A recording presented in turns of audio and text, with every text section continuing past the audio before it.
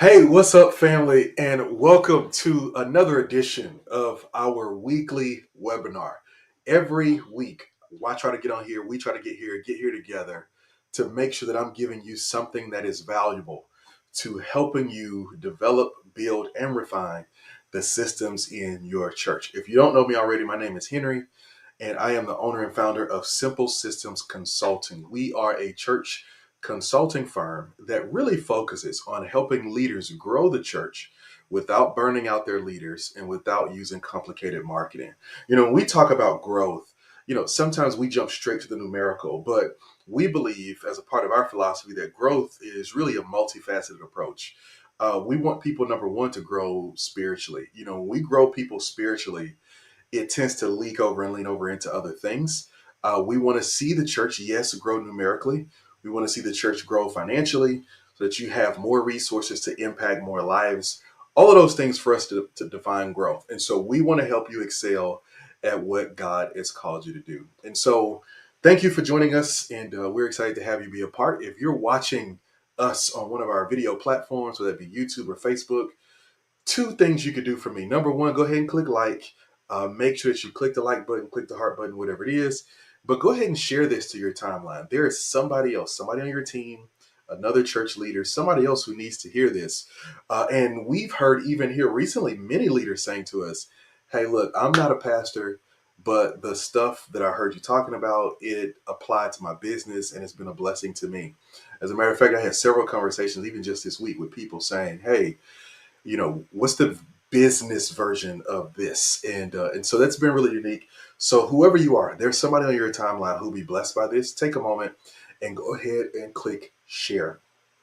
Also, if you want to get this presentation, I've made the entire slide deck available to you. All you got to do is text AI 2020 to the number on the screen. That's 877-660-2664. And when you text that number to the screen, that's on the screen, you're going to get a reply with a link for you to go in and access this entire slide deck so you can have it, you can work through it, you can walk through it all on your own. All right. So look, let's jump in. Let's get started. So this is week 4. For the last month, for the last 4 weeks, we've been reviewing this idea of the technology of gates. For those of you who maybe haven't heard this already, this technology of gates idea really was birthed from a conference that I spoke at earlier this month. And at that conference, my task was to talk about seeing the church in a new way and having a different approach to the church. And one of the things that I argue is that gates, the gates specifically of Jerusalem, help for us to paint a picture of how all these different things that happen in and around the life of the church come together to affect the totality of what's happening inside of the city. And so we talked about all these different gates, right? And so for us, I transposed the gates of Jerusalem to the gates of systems within the church. And one of the things that we really did and that we really talked about was just how they all matched up. So for example, as we started to walk through the different gates, we saw that there was one gate called the fish gate, right? And this fish gate is where they bring in the fish to process it before taking it to market, which in the church represents assimilation, right? How do we transition people from the outside to the inside of the church? And so we've been walking through that process, all right? And so You can go back and you can review. I'll do a quick review because we're going to talk about the final three systems or the final few systems there in that process. But you can go back to the book of Nehemiah and you can read some of this through that slide deck. All right. But let's just summarize what we've talked about. We talked about vision clarity, the importance of knowing what you're building, right? Of not just guessing as you go, but having a clear strategy and a clear plan for this is what the vision will look like when it comes to pass. Many times we miss celebratory moments because we haven't clearly enough marked the space at which celebration will happen. I remember many years ago as a young pastor, I used to boast about never taking a vacation or a sabbatical. And I was 26 years old, 27. I was really young. And then one day, one of my contemporaries, another pastor, said to me, he says, "Well, when do you get a vacation? When you die?" And I was like, I need to think about that, right? And I was boasting because I was like, you know what? I had in my head somewhere defined faithfulness to my call as always showing up and doing what I knew how to do, right? And over time, my definition of leadership has evolved and it has changed some. And don't get me wrong, I still struggle with trying and wanting to do it all and wanting to be involved in everything. But my thoughts had to evolve because if that was a target, I had made it to that target and it wasn't a whole lot to celebrate. And so what I had to do is I had to shift my mindset to go, it's not about me getting to a destination, it's about us getting to a destination. It's about our church getting to a destination. And so I say that to say that you need to be clear on what you're trying to build. If your goal is just a packed church service, then that's what you'll have. But if your goal is equipping new people, then you've got to start to look at the vision differently. If the goal is to help people discover who God has called them to be, then you got to look at the goal differently. And so you need to be clear about what you're building because the language you use will really help attract the people who are called to you. I like to say it this way: the bait you use determines the fish you catch. And so if your bait is great church service, then you attract and you tend to speak the language of people who are just looking for great church service. But if your bait is developing people, discipleship, then you start to reach out to people who want to be developed. One of the mixed messages that I see so much in the church is from churches that bait people in with one thing and get frustrated when they don't become this other secret thing that they never talked about.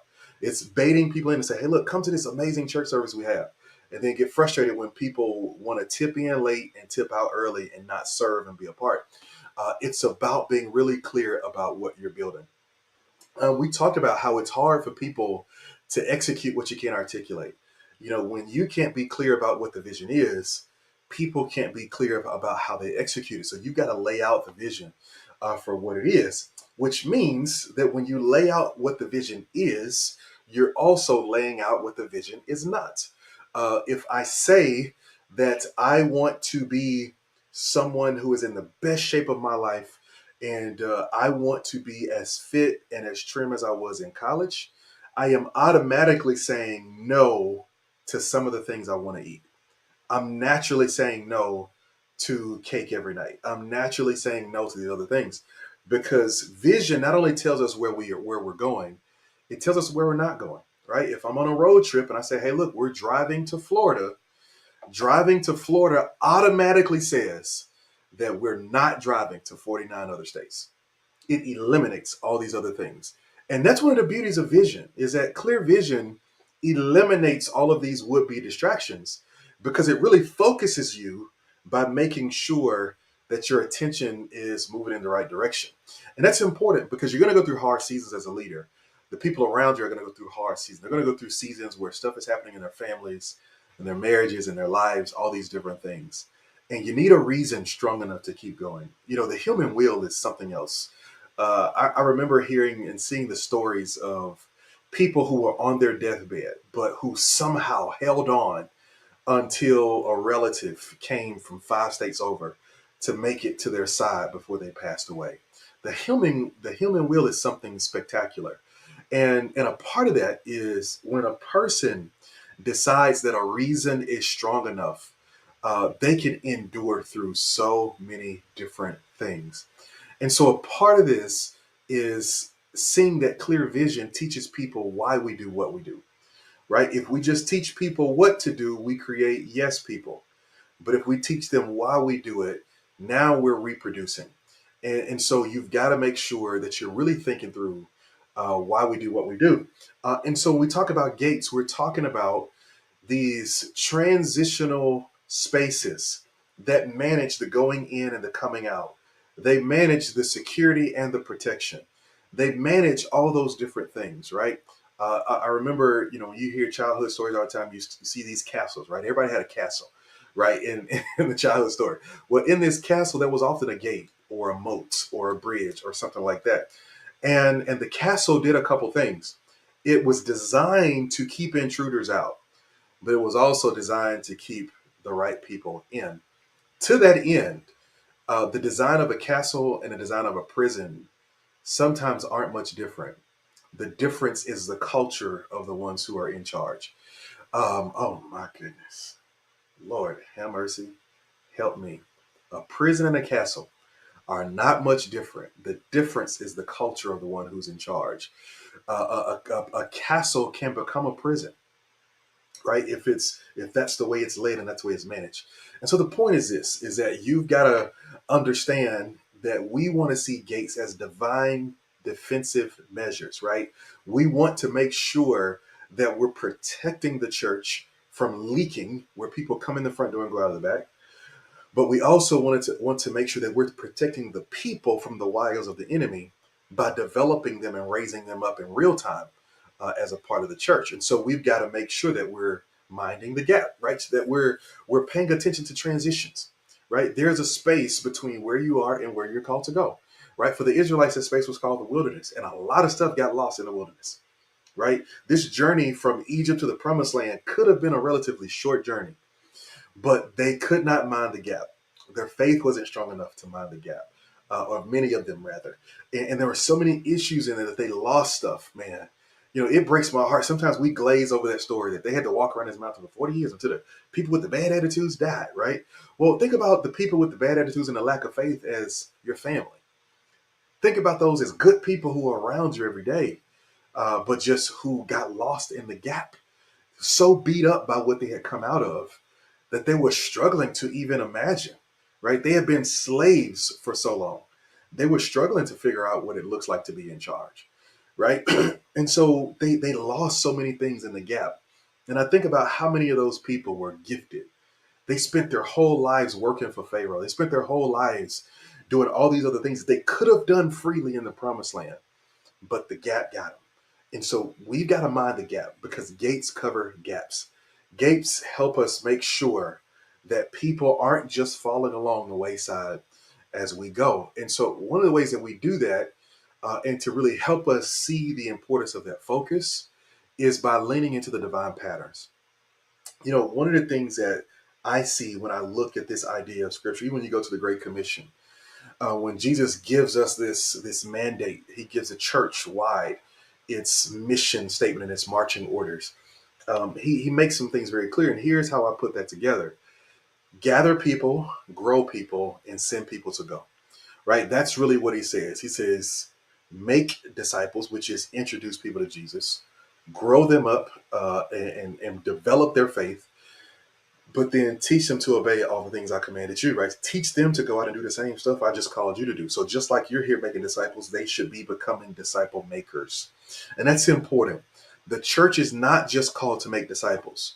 We're called to make disciple makers, right? That's why Paul says to Timothy, take this truth that you have heard of us and entrust it to faithful men who entrusted to faithful men, who entrusted to faithful men. And so he's saying, hey, Timothy, I'll just pass something to you, right? So now what you need to do is you need to pass that thing to somebody else, but make sure they understand they're responsible to pass it to the next generation. And so a part of this divine pattern that we've talked about is God forms a thing and then he fills it. Right? He forms it, then he fills it. He creates the environment, he creates the atmosphere, he creates the space, and then he puts in that space things that will thrive there. And so here is the task for you, is that when we talk about systems, what we're trying to talk through, and I want to be clear about this. We don't approach this as though we got all the answers. Like, hey, here's exactly what you do. What we're saying is, here's a framework. Now you take this framework, let it spark some great conversation, and some great forward movement in what you do. And now you go and contextualize that to your team, right? And we love to give you some blueprints. A part of our program, what we do is I give you what we've seen work in the past and some things that are working for us, and we contextualize it for you. But we're giving it to you to say, okay, look, let's lock into this divine pattern. Let's form this environment. Let's form this atmosphere so that the people who can thrive here, that when they show up, we're ready for them. Sometimes we play that game of, hey, look, once the people show up, then we'll get ready. And what we learn, especially in this modern day, is that especially when people struggle to make commitments, and as it already is, and sometimes we just make that commitment harder by just being disorganized when people show up. We have to be organized enough to help people take their next steps. All right. So the systems that we've covered so far, we talked about four. We talked about the worship planning system, making sure that you have a plan for how you plan your weekend services. Do you have an agenda? Do you have a format? Do you have people who are responsible for things? Who's responsible for picking the worship songs? Who's responsible for greeters and ushers and hospitality and all these different things? We talked about the assimilation system. Who's responsible for walking people through a process, new people when they show up? Who does that? Who helps with that? Who makes that happen? Super important for us to walk through and be prepared for. Next is we talked about the evangelism system. How are we going to intentionally reach new people and intentionally invite new people to be a part of the church? They're not just going to show up, right? They pass by church buildings every day. People pass by church buildings all the time without any kind of inkling of, you know what, I need to go visit there. That's not what people are thinking about when they pass the average church. So they're not just going to show up just because you're there. This isn't Field of Dreams. Just because you build it doesn't mean they will come, right? That's not the main thing. I would even argue to somebody, and I'm going to say this because I just feel it in my spirit. So I'm going to drop it on out there. Your building may not be the main reason that you aren't moving forward, that you aren't seeing new people. It's not, man. I can point to numerous places that don't have great buildings, and their church grew through a season where eventually maybe they got a facility, but that wasn't the main thing. It just wasn't. If I'm honest, the church plant that we grew for several years, we were in a storefront. we started out renting one suite of the storefront, and and then we rented out another suite so we could use it for children's ministry, and then we used another suite to use it for offices and meeting space. And but in between us was a hair shop. So there's a hair salon right here in our church right here, and that's just where we had church, and we only had like 12 parking spaces. So everybody else had to park a half a block or a whole block down the street, in a gravel parking lot, and women were scuffing up their heels and they were frustrated, and they started getting their husbands and boyfriends to drop them off. Then you go park and come back. And all of those issues that we had, and I used to think every day they're going to destroy us. It wasn't. God was doing something on the inside. And so, it's not that. But you do need to be prepared for how are you going to reach new people. And then we talked about the community system, right? How do you connect people with each other? How do you connect believers with other believers, right? How do you help them to walk in unity together? Then we talked about our volunteer system. Like, how do we help people get plugged into volunteering? How do we help them to serve? How do we help them to come along part of the church? And then we talked about generosity, the generosity system. How do we develop people into generous givers? The average person coming into the church, they don't understand the biblical mandate to give. But then even beyond that, on a practical sense, they don't understand what they're giving to. And so we have to develop that. That's a part of discipleship, just like everybody else. The disciples of Acts 2 didn't just wake up one day saying, we want to give away everything. That was something that was taught to them by Jesus. It was something that was taught to them, that the mission that they were committed to was worth everything. It was worth everything. They saw Jesus live it. Jesus had prepared them for it. He sent, before they even get to Acts 2, where the disciples and the believers share all things common, Jesus sends them out two by two and says, don't take anything with you. He says, I'm going to provide what you need along the way. I need you to know that I'll always got your back, that this mission is worth it, that this mission is important as long as you're taking care of my mission. This is what he tells them. He goes even in Matthew 6:33, seek ye first the kingdom. All these things are going to be added to you. Like, those are things that were on the pathway.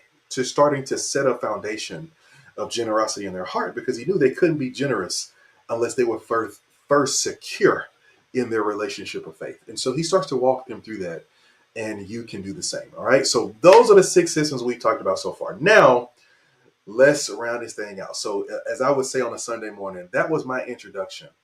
Now, if you give me just a few more moments, here goes my sermon. All right.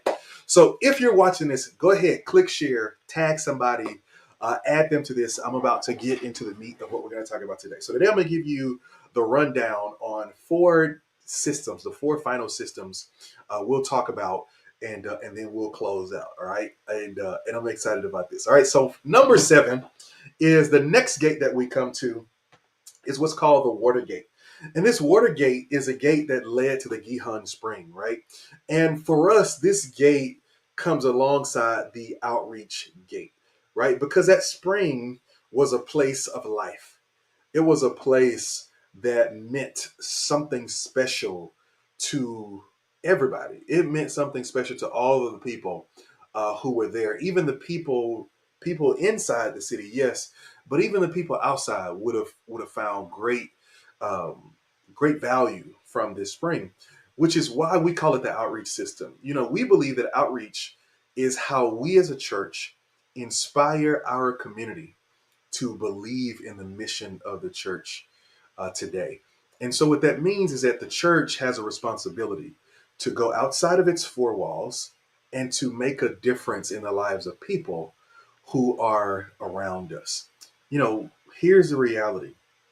A couple years ago, and I said a couple years ago, but this may be 20 years ago, a decade ago, it started to become popular for churches and leaders to see themselves as being international, and to see themselves as being leaders and people who are whose mission stretches far and wide, right? We even saw, and more recently, we've seen this kind of language of people taking the city, right? Taking their city, taking their unique town, whatever it is, and so on and so on. Well, here's a starting point. How do we become international if the people around us don't even know we exist?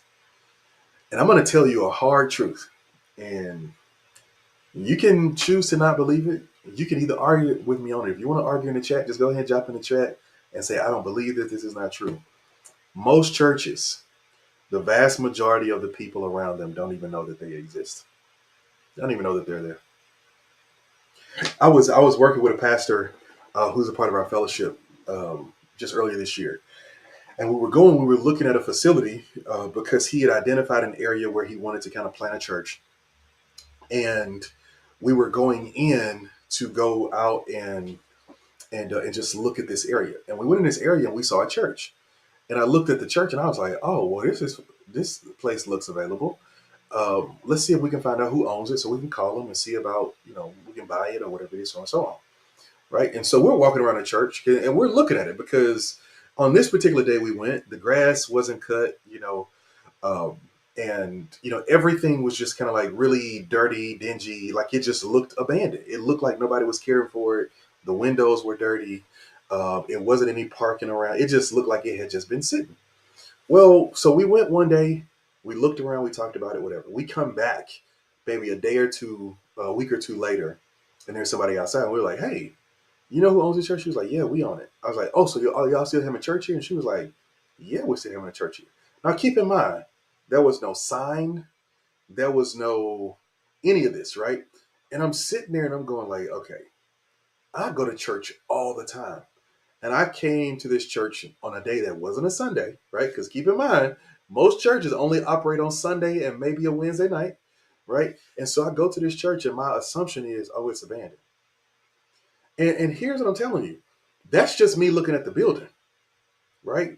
But most people around our churches, they just don't know that they're there if we haven't gone out into the community. And so what we need to do is that we need to go into the community. Now, let me say this.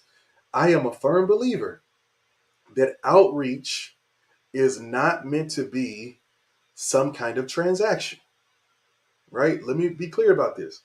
Outreach is not a church growth transaction. Outreach, the primary goal of outreach is not if we give you stuff, you're going to come to church. Because I can tell you right now, 95% of people you give stuff away to will not come to church. They just won't. That's not how that works. Right? I don't care how many book bags you give away. I don't care how many food boxes you give away. I don't care about none of that. Like those people are not necessarily going to come to church because they're not connecting the two things. Right? Think about how weird that is. Right? Think about how weird that is. Like think about um I'm gonna use a secular example here, right? Because I know we church folks, but let's not act like, we don't understand life, right? So let's imagine you go to a party. You go to a party, say you're a single guy, and you see a young lady over there, and you say, "Man, she's really pretty." And you go over there and you buy her a drink, and you say, "Hey, look, here's a drink for you. I just wanted to, man, you just beautiful. I just wanted to buy you a drink." And she says, "Oh, thank you so much." She drinks her drink, she hang out with her friends. Do you expect her to show up at your door the next day, even if you give her your card and your number? Do you expect her to just show up at your house or at your office like the next day? No. And the same is true for the church. Just because you do something nice for people doesn't mean they're gonna go, you know what? They gave me food. I better go over here. Because here's the reality. The stuff that most of the time we give away, other people are giving away too. In most cases, other people are giving away. And so here is why I'm saying this. This is what I think the reason for evangelism is. Number one, you need to teach the disciples in your church that we are called to be outward focused. We're called to care about what's happening with other people. We're called to serve other people with no strings attached because that's what God has done for us. But then number two, if there is a benefit to outreach, it is the connections you get to make with real people in your community. You can get to know the principal at your local schools. You can get to know your local fire chief or police chief. You can get to know real people doing real work in your city, in your town. You can get to know the head of the community association. You can get to know all of those different people and build relationships with them that really, really matter. And then thirdly, outreach. If you're speaking to anybody specifically about connecting with the church with outreach, you're speaking to people around your church who have the same heart as you, right? There are some people who are very successful in their lives and they're looking for a place where they can serve and help make a difference in the kingdom, but they're looking for other people who share the same heart as them. Well, in outreach, as you tell the story, you're saying to people, hey, look, this is what we're about, right? This is what we're about. Well, we're taking our resources and we're trying to make a difference in other people's lives. This is what we're about. We one of the things that our finance director for our church does that I really love is that about twice a year he grabs a group of people when we get ready to make the budget and about halfway through the budget year, and he sits down with them and shows them the budget, shows them where money is going, showing them where things are doing. And he says, "Hey, look, give me your thoughts. Does anything look out of place? Does anything look out of whack? How do these things look? What's happening? What's going on? What do you see?" Well, one of the pieces of feedback that came out of that panel of I think 5 people this year is they said we're giving to way more stuff than we talk about. Because we've got about 5 mission partners that we support on a monthly basis, right? We support these other organizations, and we give. Not only do we send them money and we give them tangible resources every month, but we also partner with them for events throughout the year. And we go and we don't take over the event. We just go serve in whatever capacity they ask us, right? The local elementary school says, hey, in COVID parent with his parent, COVID thing, parent can't come into the school on the first days of school. So we've got young kids, it's their first time here. We need volunteers to just who we can vet, who we can, walk through COVID protocols. And then they just walk the kids to school. So open the door, let kids out of the door, walk them to their class. All right, cool, let's do it. And we go and we serve. And not a single time have we gone with our own motive. We didn't go with flyers. We didn't go with our T-shirts. We went in low and we just serve them how we can serve them, because that's about us going in and serve them and letting them know that we care about them and we want to be in a relationship. All right. Number 8 is the next is the horse gate. This is a gate that led to the stables. This gate led out to the place where the horses were kept, where they were cared for, where they were trained, where they were developed, the whole nine. And this coincides with our leadership development system. Listen, as a church, as leaders, you've got to have a stable. You've got to make sure you have a stable. You've got to make sure that there's a place where the thoroughbreds, where the horses, where the leaders of the next generation can be trained and developed for what's coming. All right. And one of the reasons it was even said that at this gate, this is where David would meet his soldiers prior to battle and even when they're coming back from battle. And because here's the thing, here's one of the reasons you need stables is a day of battle is coming. The day of battle is coming. And we know that even more as a church. And if the day of battle comes and finds us unready, then we find ourselves in a predicament. And so one of the things that you need to do is that you need to make sure that you have a plan for how you're going to develop leaders. And I know this looks different for everybody. It doesn't have to be complicated. If you just want to start really, really simply, just set a plan to meet with 3 people who are potential leaders every week. Just every week, just grab them and go to lunch with them, go to breakfast with them, work through a book with them, whatever it is, and just start, investing in them, right? Start investing in who they are. Send them articles, send them YouTube videos to watch, whatever it is. But just start developing because you're going to need those horses on the day of battle. And so you've got to make sure that you find your strategy. And every strategy is different. For us right now, one of the things that we do is that we meet with our ministry leaders once a month and we come together and we're trying to have significant and important and valuable conversations around what we're doing and where we're headed and where we're going and what it means to be a leader in the Lord's church in the era we live in. Not only that, I try to spend one-on-one time with leaders because a part of development isn't just teaching people how to think, but it's just being there with people. Like you can develop people more just through relationship than anything else. And so I just try to meet with our leaders at least once every 2 weeks. Just sit down with them for a one-on-one. Sometimes in person, sometimes via Zoom. But it's just me saying, hey, look, I want to get to know you and have a relationship because I'm telling you, it's going to be hard. It gets harder to develop leaders, especially in small churches, without relationship. In larger churches, people don't expect relationship as much because they assume that everybody is busy keeping the big machine running. But in churches, in intimate churches under 150, people expect things to be more personal. And so you need to be thinking about how you can do that. All right. And then number 9 is the East Gate. This is the gate that faced the Mount of Olives, the gate that people often look forward to because this is the mountain and the place that many people believe is going to have significance in the coming days. And so we compare this to the communication of the church. This gate was a place of great hope. The Mount of Olives gave people something to really look forward to as it came and relate to their faith. And so as a result, we think the same about communication is that as a church, we've got to learn how to communicate in a way that inspires hope in people, not just about the church, but even about who they are, where they are, and how they fit into the grand scheme of what God is doing. You know, I'll tell you, man, this is a tough one. This is a tough one. It's especially tough until you get a strong team culture, right? Once you build a strong team culture where everybody, is open and honest, bringing their ideas and their thoughts and their stuff to the table, this is really hard. And one of the reasons it's challenging is because here's the balance: is that you need to communicate in enough time to give people to prepare for something, right? And I will admit that can be hard for me because, it's sometimes I'm thinking about so many different things that it's hard to nail down one or two things that are going to affect everybody else, right? I've got to think about the things that affect the church, yes, but I'm still a person, so I got to think about the things that affect me. I got to think about the things that affect my family. I got to think about the things that affect my work, my job, all those different things I've got to be thinking about. And so as a result, sometimes as leaders, when we get ideas, we have great ideas, but our execution suffers because our runway wasn't long enough. Right. And that's just the God's honest truth. Like, listen, this week, I shared something with one of our leaders. And one of the first things she said to me is like, look, you could have gave me this months ago. Like, and you could have given me this months ago and I could have done it, been finished with it, laid it out and been good to go. Right. And I told her, I was like, you're exactly right. Like, you're exactly right. Right.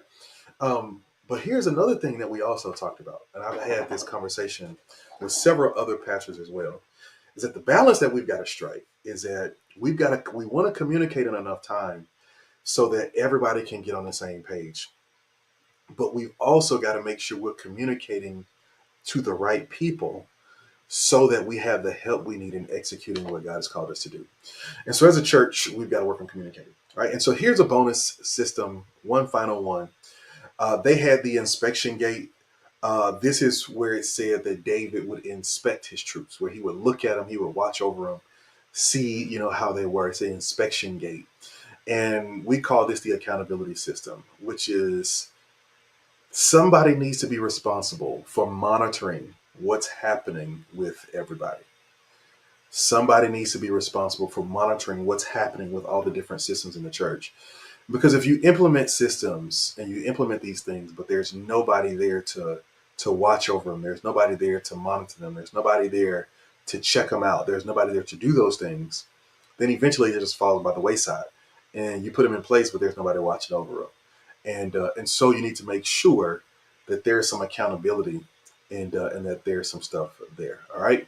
And so really, again, if you haven't already, if you go now and you text AI 2022 to the number on the screen, 877-660-2664, you can get this entire presentation. You can have it, you can take it on. And all of this is what we cover in our program, the Church Systems Bootcamp. And in this program, we walk alongside senior leaders and their teams to help them to begin to implement these systems. And I tell you, man, I can't wait for you to get a chance to hear from some other people just the value that our systems provide. And really, let's go beyond the systems, our program. We really go above and beyond to help the leaders we work with. We work with leaders of all shapes and sizes. We are very selective in who we work with, so we don't say yes to everybody. Because some churches, you need some more foundational things before we can really step in and help you. Or maybe we look at you and go, hey, you don't necessarily need our help with this, but here's something you can do, whatever it is. So we are selective about that. But the churches that we do work with is that we step into where they are. And so we have churches in our program who are 3,000 people. We have a church in our program that's 15 people. And so we've got people from all wide ranges, because the reality is that the word of God and God's mandate doesn't change based on size, but we do need to contextualize it. God's word stays the same. His message stays the same, but our methods do need to adjust. Some things and some different forms of communication that are acceptable in churches under 150 are completely unacceptable if it's 1,000 people. Right? If we've got less than 150 people, we can send out a text, we can talk to people, we can make phone calls if we've got 20 or 30 of us. But when you get to 1,000 people, you can't call everybody. Even when you get to 250 and 500, you can't call everybody. You've got to have better ways of doing things. And so that's what we want to do. We want to make sure that we're building out the processes for churches. So if you're interested and you want to know more about our program, you can visit our website, simplesystems.cc. All of the information is there. I will tell you, we're getting ready to go through a transition.